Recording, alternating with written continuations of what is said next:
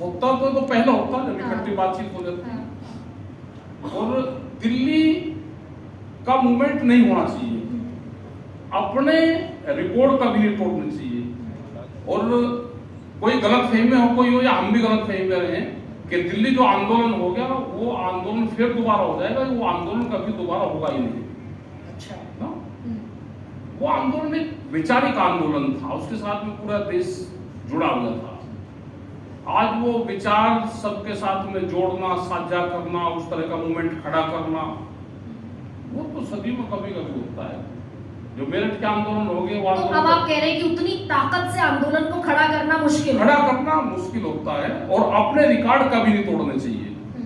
अच्छा। कुछ लोगों को ये रहता है कि नहीं, ऐसा इसलिए भी हो रहा है क्या कि आप उधर संजीव बालियान को आशीर्वाद दे देते हो जाकर, नहीं बीजेपी के नेताओं को आशीर्वाद दे देते हो? क्यों, हम वोटर नहीं है क्या? हम नोट आने दबाने वाले, हम वोट देंगे, और जिसको वोट चाहिए वो आएगा हमारे पास, क्यों नहीं आएगा?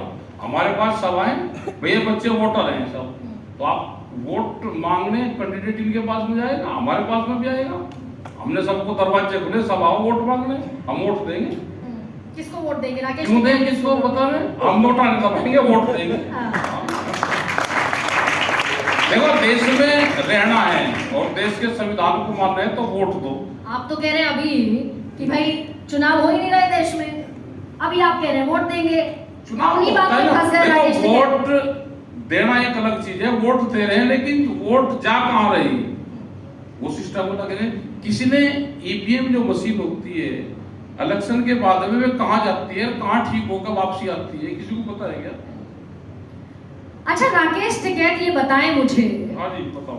कि 2013 में हाँ जी, अन्ना आंदोलन हुआ, हाँ, सरकार हिल गई और सरकार बदल गई, हाँ। तो राकेश टिकैत के आंदोलन में इतना दम क्यों नहीं है कि जिस बात के लिए वो पिछले इतने सालों से लड़ रहे हैं, ना घोड़ा दे पाए, ना लाठी दे पाए, ना हल्ला काट रहे? डरा हुआ विपक्ष देश में तानाशाहों को जन्म देता है। जब विपक्ष ने, जिनको चुनाव लड़ना है, जब वही नहीं है तो हम ही क्या कर देंगे? भाई, हम कोई चुनाव नहीं लड़ रहे, हम तो अपनी बात कहते हैं, और हम किसी पॉलिटिकल पार्टी के खिलाफ नहीं है। जिसकी सरकार होती है, अगर सरकार गलत फैसले कोई करेगी तो हम उस सरकार के खिलाफ हैं। तो ये यूपी की जो 80 में से 80 का नारा है, भाई, जब जिस देश का तानाशाह राजा हो जाएगा तो ज्योतिषी भी बेईमान हो जाएंगे। नहीं, ज्योतिषी तो बेईमान नहीं है, 2022 में आ गए वापस। हम ये कह रहे हैं कि अब ये दो चीज और कहेंगे। हाँ। अभी तो 2-3 नारे और लेकर आएंगे ना, नए नारे हैं जो बता देता हूँ, ये इलेक्शन से पहले अब आएंगे इनके नारे। ये कहेंगे कि 1 डे 1 सीट, कि हमने इतना काम करा कि हमने एक दिन में 1 सीट जीती, तो 365 तो भी होगी। फिर उससे ही फिर आगे चलेंगे, फिर कहेंगे कि 370 धारा हटाई, तो 370 को भाई 65 में 5 और जोड़ दो, तो 370 भी होगी। तो राकेश टिकैत ये कह रहे हैं कि बीजेपी का 370 जो है, अब नहीं कह रहे 370 कहा जाए। ये कोई इनको वोट थोड़ा दे रहा कोई, ये तो कागजों में जिताते हैं। हारे हुए कैंडिडेट को बीजेपी का हारा हुआ कैंडिडेट जीत का सर्टिफिकेट लेकर जाता है, भर्ती हो जाओ, जीत की पक्की गारंटी देके। हाँ, यही तो होता है। बजा दीजिए ताली। भाई, उत्तर प्रदेश के चुनाव में क्या हुआ, यही तो हुआ। तो 2022 का चुनाव भी आपकी नजर में फेयर इलेक्शन नहीं था? तो आप जो वोट दोगे, क्या गारंटी कि आप जो वोट दे रहे हो वो सही जगह जा रहा है कि नहीं जा रहा है? हमें नहीं तो एक आंदोलन इस पर भी करना चाहिए राकेश टिकैत। वोट किसको देंगे, हम दे देंगे। जिसको वोट की गारंटी तो उसकी रहनी चाहिए। बैंक में पैसे रखे, कोई निकाल कर लेगा और झोला लेकर उसे रास्ते में गिनता जा रहा है, आप तो बैंक वाले की थोड़ा कोई गलती है। अगर कैश को आप सड़क पे ऐसे गिनती करोगे तो लूट कर ले जाएगा कोई ना कोई। तो अपनी वोट की पहरेदारी भी जो चुनाव लड़े उनको करनी चाहिए। यूपी में 80 में से 80 सीट का जो नारा है, आप उत्तर प्रदेश से आते हैं, खाटी देहाती हेट बेल्ट से आते हैं, और ये मुजफ्फरनगर, बड़ौत, बागपत, सहारनपुर, खतौली, कैराना, ये सारी सीटें, खासतौर से मैं अगर कहूँ जयंत चौधरी के जाने के बाद थोड़ी सी डाइसी दिखती है। पिछली बार 62 जीती बीजेपी, इस बार आपको क्या लगता है उत्तर प्रदेश क्या पता, जब ये कह रहे कि हमारी 400 से ज्यादा होगी तो इसको रिन्यूअल कर लो, क्यों इलेक्शन करवा रहे हो? एक वोट से ऑर्डर ले आओ भाई, जब जीत तो रहे हैं तो क्यों खर्चा करवा रहे हो जनता का? अपना रिन्यूअल कर लो। ये तो पॉलिटिकल पार्टी हो। अच्छा, फिर आप कहोगे कि कोरिया नहीं है, तो फिर तो कोरिया ही है ना, इलेक्शन तो वहां पे भी होता है। नहीं तो ये कहना, ये तो सारी राजनीतिक पार्टियों का तो फिर अधिकार है कि वो ऐसा नारा लगाएं। फिर इलेक्शन हो जाने दो। हाँ। जो जीत तक अपना जीत जाएगा। लेकिन हमने ये कहा कि पॉलिटिकल पार्टी वाले जो भी हैं अपने पहरेदारी जरूर करनी चाहिए। आपके हिसाब से उत्तर प्रदेश में डेंट लगेगा बीजेपी? डेंट लगेगा बीजेपी? हम नहीं कहते किसी को क्या लगेगा, हम पॉलिटिक्स में ज्यादा बात करते हैं, हम तो अपनी वोट देते हैं। नहीं, पॉलिटिक्स तो ठीक ठाक करते हैं। पॉलिटिक्स तो नाना कर देते हैं। ना ना, 2 बार आप चुनाव लड़ लिए, आज चुनाव लड़े तो बिना पॉलिटिक्स किए तो लड़ा नहीं। बीमारी थी, हमारे भी चुनाव लड़ देगी, वो भूख उतरेगा हमारा, हमको ज्ञान प्राप्त होगा चुनाव का। अब हम चुनाव की तरफ पैर करके भी नहीं सोएंगे।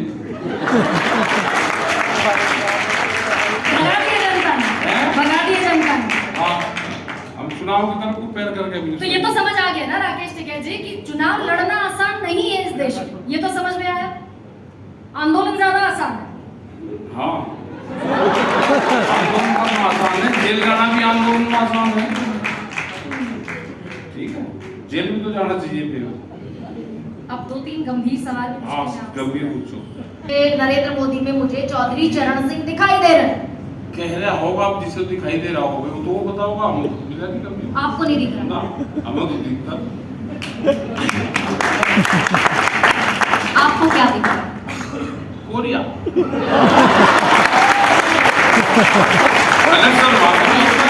यहाँ किम जोंग कौन है? यहाँ कोरिया दिख रहा है तो किम जोंग कौन है? आप बताओ। कोरिया आप 3 नाम लूंगा, आप उनको तो एक का नाम सुन। मैं तो अभिव्यक्ति की स्वतंत्रता का सबसे बड़ा ये लेकर बैठी हूँ। हाँ, तो हम भी तो कोरिया आपको दिख रहा है तो अच्छा, इनसे पूछ लो, बताओ, ये बताओ कौन दिख रहा है? हाँ, जगह नहीं है, सारे बताते हैं। अच्छा, ये बताइए राकेश टिकैत जी कि किसानों की जो लड़ाई है, हाँ जी, इस देश के किसान की लड़ाई गंभीर लड़ाई है। जाते क्यों ये वजाकत होगी सब। तो ये भी तो बड़े हो गए, ये भी तो बड़े हो गए भाई। आपकी एक चिट्ठी नहीं चली। किसान आंदोलन में 500 किसान संगठन है, हम उनके नाम नहीं जानते, भाषा अलग अलग है, विचारधारा अलग अलग है, होगा ज्यादा। और सरकारों की सपोर्ट। भाई मेरे पिताजी आंदोलन नहीं कर रहे ना राकेश टिकैत जी, आप इकट्ठे क्यों नहीं रहे? इकट्ठे क्यों नहीं रहे? मेरे भाई पिताजी एक आंदोलन मिट्टी नहीं कर इकट्ठी नहीं रहे। रही। ये तो देखो क्या होता है कि जब हम यहाँ से इकट्ठे गए तो सब लोग संयुक्त मोर्चा इकट्ठा था, लेकिन वहां पर जाके बहुत लोगों की अपनी अलग विचारधारा हुई। कुछ लोग उसमें सरकार के शामिल हैं, उस आंदोलन में सरकार के लोग शामिल हैं। हाँ, शामिल हैं सरकार के लोग। नाम बता पाएंगे आप?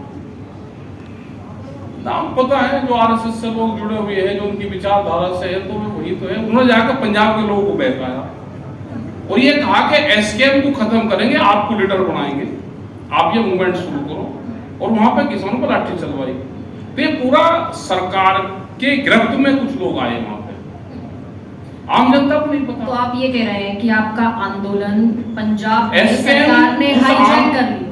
नहीं, पंजाब सरकार नहीं, भारत सरकार। पंजाब सरकार पंजाब में हाईजैक कर लिया। पंजाब में हाँ, ये कह रहे हैं आप? ये कह रहे हैं। भारत सरकार ने पंजाब के आंदोलन को हाईजैक कर लिया। पंजाब के आंदोलन कुछ किसान संगठन तोड़े, आरएसएस के लोग अपने उसमें संगठन में घुसाए, उन्हें पूरी मोनोपोली बनाई और उसको वहां तक लेकर आए और एक षड्यंत्र रचा के लीडर आप बनोगे। आपकी तरफ उम्मीद से देखता है और आप पर आरोप लगते हैं कि आप आंदोलन करते हैं और फिर मांडवाली कर लेते हैं सरकार के साथ, किसान को छोड़ देते हैं।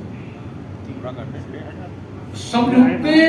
लखीमपुर एक छोटा सा और जोड़ देती हूँ, लखीमपुर खीरी में यही हुआ और बहुत सारी और घटनाएं भी हैं जिसमें भले ही साक्षी मलिक और बाकी जितने भी ओलंपियंस पहुंचे अपने मेडल बहाने, आप वहां पहुंचे और सरकार की तरफ से आपने समझौता करा दिया, मंडवाली कर ली और कॉज यानी कि मकसद अधर में छूट गया। अब लखीमपुर खीरी में 8 डेड बॉडी रखी हुई है, उनकी माँ, उनके परिवार, उनकी बहनें उस डेड बॉडी के पास में है। वे कितने दिन रखी जा सकती थी?